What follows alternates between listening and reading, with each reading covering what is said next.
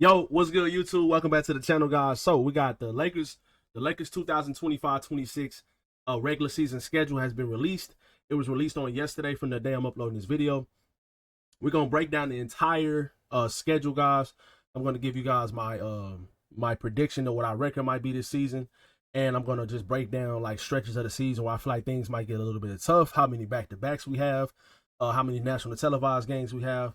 All of those things, all of the above. So before we hop into today's video, man, y'all be sure to drop a like and subscribe to the channel. Y'all be sure to turn on post notifications, man, as we do upload consistently on the channel. So let's go ahead and hop into the breakdown, guys. The beginning of the season should be pretty favorable for the Lakers. For the first time in a long time, the Lakers first 10 to 15 games, at least on paper, should be pretty favorable. I don't really see us like our first 10 games of the season, 2, 4, 6, 8, 10, all the way up until Atlanta. I feel like we should at least go like 7-3, 8-2. I don't really see us losing more than 3 games in this 10-game stretch. A couple of these, it's not really a lot of these teams aren't playoff teams. You have 1, 2, 3, 4. You only have 4 playoff teams in the first 10 games, and Atlanta was barely a playoff team. So I don't even remember if Atlanta was a playoff team or not. I think they might have barely missed it. I know they were a play-in team for sure, but I can't remember if they made the playoffs or not. But yeah, just in general, guys, the first 10 games of the season should be pretty favorable towards us. I did write down a lot of notes for today's video. I wrote down a ton of notes on both sides of my notepad. And yeah, man, let's go ahead and hop into this entire breakdown. So the first 25 games of the season, I have us going 18-7 or 19-6. The first 25 games of the season, all the way up until, let's see, 2, 4, 6, 8, 10, 12, 14, 16, 18, 20, 22, 24, 25. So around the Christmas time. Now, the World Cup, I see a lot of people talking about the Emirates World Cup this season. And we all know how in the past the Lakers have won the in-season cup before, and it seems like they play very, very well when it comes to those in-season tournament games. And by the way, the games that are highlighted blue on this list right here, like before the Emirates World Cup or the World Cup games, are going to be like the qualifiers for the games. So you play against Memphis, New Orleans, the Clippers, and the Mavericks back-to-back games. But these highlighted blue games are going to count towards the record of the seeding towards the Emirates NBA World Cup, like they had like the past couple seasons, which I think is a pretty good addition. I mean, I feel like a lot of teams play a little bit harder at the beginning of the season because they want to try to win that extra money. And I feel like as this thing gets better and better, I feel like they're probably going to start adding more incentives to the NBA World Cup. But if the Lakers are going to play as hard as they have the last couple seasons, when these World Cup qualifier games come around, then I'm all for them trying to actually go out and win this thing. I mean, it's completely fine to me to see like what they play at their best, to see how good defense they can play. Because if they're showing you those things in the regular season and these certain games when they're trying harder some certain nights, you understand what they're actually capable of because they're going out there and executing, and just playing harder. That like a lot of the times in the regular season, guys, I feel like great teams like the Lakers have, or contending level teams, if they just play extremely hard every single night, which is not really going to happen unless you have an extremely young team, but if they just play really hard every single night, they'll be able to win most games. The Lakers, one of the things I wrote down for our team last season, our biggest question marks, and I'm going to go ahead and hop into this because this was at the end of my notes, but I'm going to go ahead and hop into it. Our biggest question marks this season in the regular season is health, obviously, but that's every single team. If you can get through the regular season relatively healthy, now maybe your stars miss a total of 20 games to total 25 games total, you should be able to win.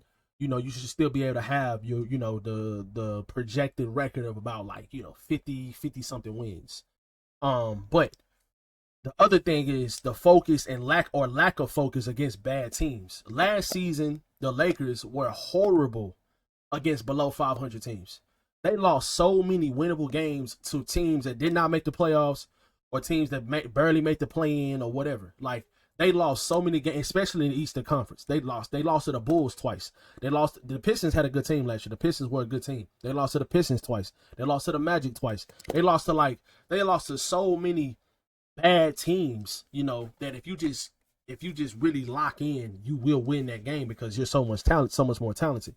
Um, so yeah, that's the in season cup. So around Christmas time, around this Christmas time area when we play against the Houston Rockets on Christmas, I feel like our record should be pretty favorable.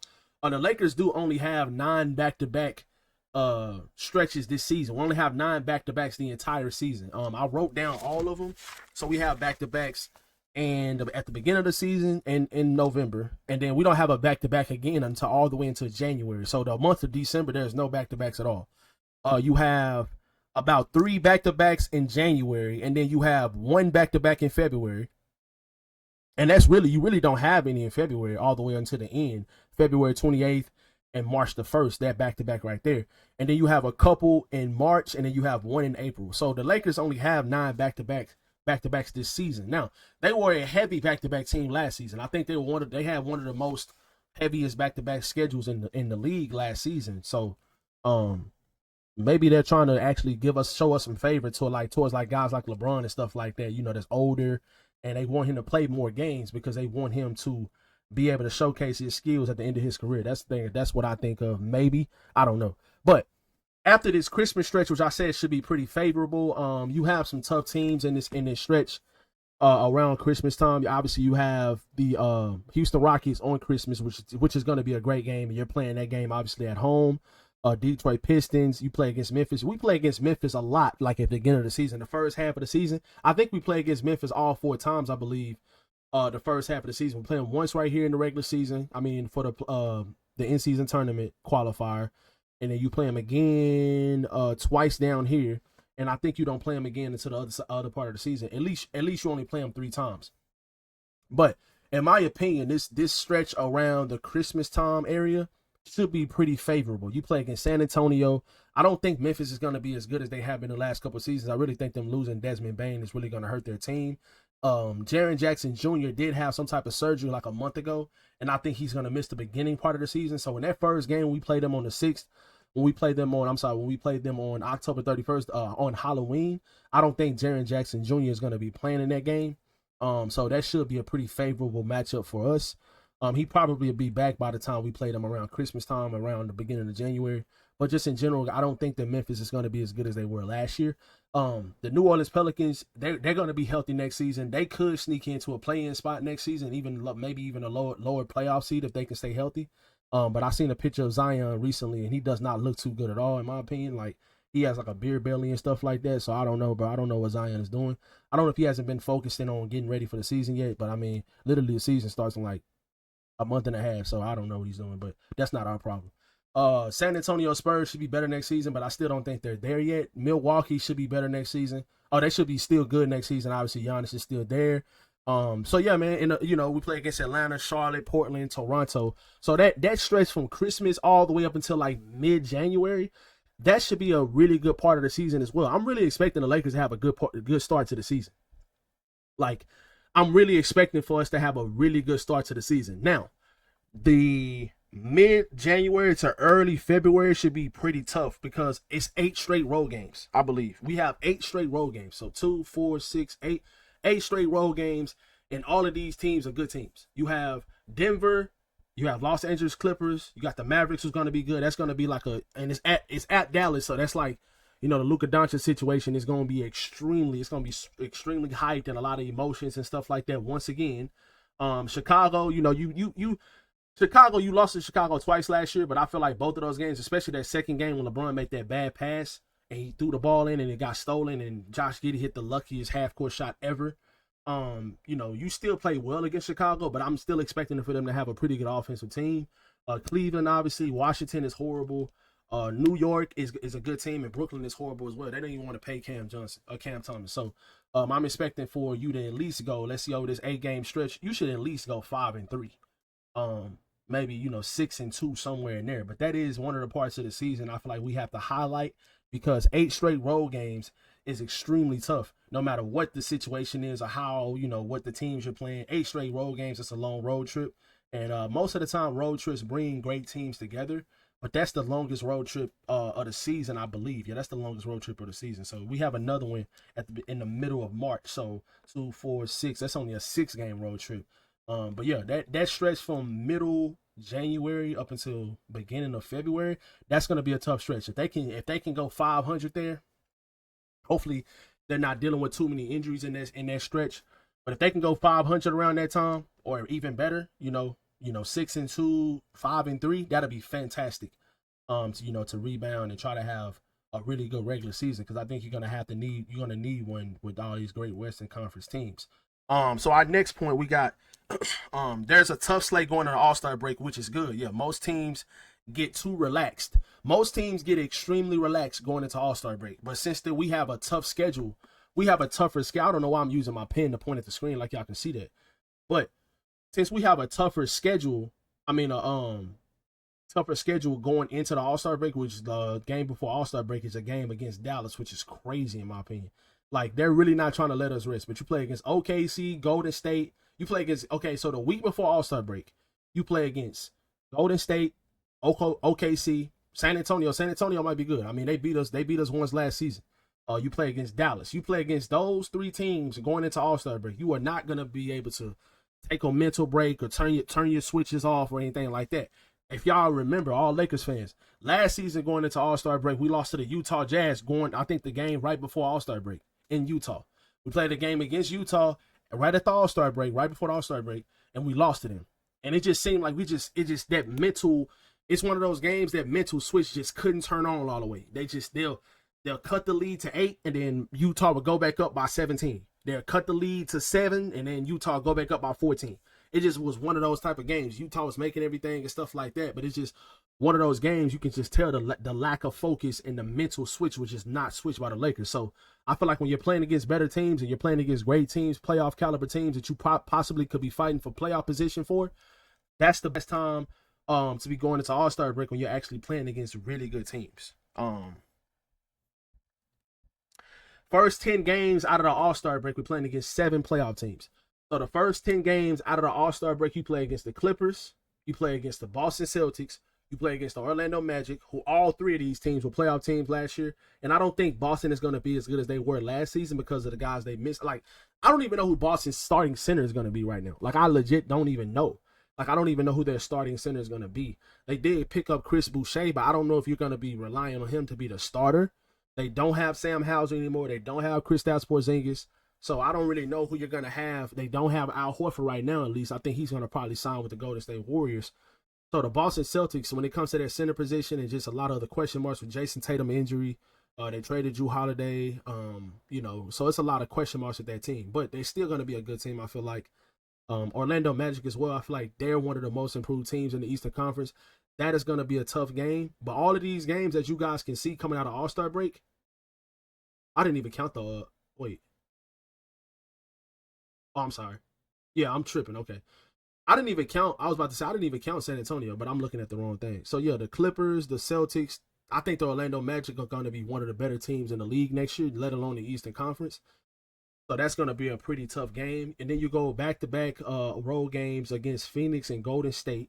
And Sacramento and New Orleans should be pretty favorable in your opinion, like for our team. Then we play at Denver. And then we play against Indiana, who I don't think is going to be as good next season either because of the injuries. Now, let's go and hop into this next part. Mid-March road trip. I think the mid-March road trip that we was talking about earlier in the video, in this area right here, Houston twice, back-to-back games. At Houston twice. That's going to be tough. This might be playoff contention as well. When it comes to like seeding and stuff like that, these 2 games right here are probably going to be very important when it comes to back-to-back games in Houston. You could be fighting this team for a possible playoffs position. You could be, it could be like it was last season. When we played against teams, we were hoping that they lose when they don't play against us. But when we play against them, those games are way more important because you knock those guys down in the standings and you actually can go up, or you can, neutralize it or whatever. But these 2 games back-to-back against Houston, and the game right before you play against Denver. So Denver's going to be around us as well. So this 3-game stretch right here is going to be very important. And then you play against Miami. I don't really think Miami's going to be that good this year, but I mean, they could, who knows, with their system and their coaching staff and stuff like that. At Orlando once again. So, and then you play against at Detroit, oh my Lord, I cannot talk, at Indiana. But yes, these 3 games right here, and then these 3 games right here, this is a tough stretch right here. If you can go 500 or, 5-2 or 6-3, somewhere in there. Like, if you can go there, those are the type of stretches that is really gonna like determine how good this team can be. Last season, this team was great against good teams. Against good teams in the regular season, our team played extremely well. We had one of the better records in the league when it came to playing against teams above 500 and playoff caliber teams. That is always a good sign. That's a sign right there in itself. And that we was doing most of that without a starting caliber center. So now that we have DeAndre Ayton, who I feel like is really a really good center, you added some other pieces around LeBron, Luka, and Austin Reeves, and Rui Hachimura. I really do like our team, and I feel like we can compete even better this season. Let's see. Now, the last 9 games you play against 5 playoff teams and 3 games on the road. So these last 9-ish games, you play against 3 playoff teams. Brooklyn should be pretty easy. Washington should be a win. Cleveland is going to be tough depending on, if they're still playing a lot of their starters or not. I feel like they're probably going to win the Eastern Conference again next season. And maybe around this time of the season, they really won't be playing that many of their starters. OKC and at Dallas, that's going to be a tough stretch right there. Hopefully you can go at least 1-1 or 2, or maybe even 2-0 in this stretch. Then you play against OKC again. Then you play against Golden State. This 4-game stretch right here, if you can go 500, 2-2, or like 3-1, that'll be nice for our team. And then the last 2 games of the season, you play against Phoenix and Utah. Phoenix, I don't think they're gonna be a playoff team this year. They could surprise some people, be a play-in team. Maybe they'll be trying to compete for a play-in team. But Utah, last game of the season, I feel like you're probably gonna have most of your guys like last season. We played against Portland last game of the season, and Bronny played, but our starters really didn't play that much. Preparing for the postseason, trying to stay healthy. So I feel like that's probably going to be the same situation, because I do feel like our team is going to be really, really good this season. And I feel like we're going to have another season like we had last year, but I just think we'll have a better playoff stretch. So we have 34 national televised games, which is very, very, I think we're tied for the most in the league. Like, it's like 4 or 5 teams that have 34 games, primetime games, and we're one of those teams with 34. Yep. So yeah, I already told you guys about the health and the focus against bad teams. And we have 9 total back-to-back games this season. We have 9 total. So, record prediction. I do think that the Lakers are going to be a really good team again this season. And I think that our record is going to be anywhere from, I think we'll win 53 to 54 games this year. I really do. We should have done that last season. But like I said, we won 50 games last year. And we lost like 5 or 6 games to really bad below 500 teams. So if you can tune that focus in, get a couple more of those wins against those teams that you should get wins against, and you play well like we did last season against good teams, this Lakers team will win 53, 54, maybe even 55 games. I can seriously see that. I think we'll be a top 3 seed in the Western Conference. I think Luka's extremely motivated. I think LeBron is going to have an all-NBA caliber season again. I think Austin Reeves is going to be trying to play for that contract and prove himself. I just really think a lot of guys on our team are motivated for losing in the first round against the Minnesota Timberwolves. And I think the guys that we brought in, they have a lot to prove as well. Marcus Smart, the last couple seasons, a lot of people forgotten how good he is defensively and just an overall player, especially when it matters the most. DeAndre Ayton was the starting caliber center for an NBA Finals team and a perennial playoff team and with the Phoenix Suns. And I think people kind of forgot how good he is since he's been playing with a bad Portland team with no playmaking the last couple seasons. So I really feel like our team has the formula to be very good this season. I feel like a lot of guys are motivated, and I think the great players are going to play great. And I feel like we're going to have a really good regular season. But most importantly, we'll be better in the postseason. So let me know how you guys feel about this these regular season schedule breakdown in the comment section below. Give me y'all record predictions. What do y'all think the Lakers record is going to be this season? Y'all be sure to drop a like on the video, man, and subscribe to the channel, guys. Turn on y'all post notifications. And I'll catch you guys in the next one. Peace.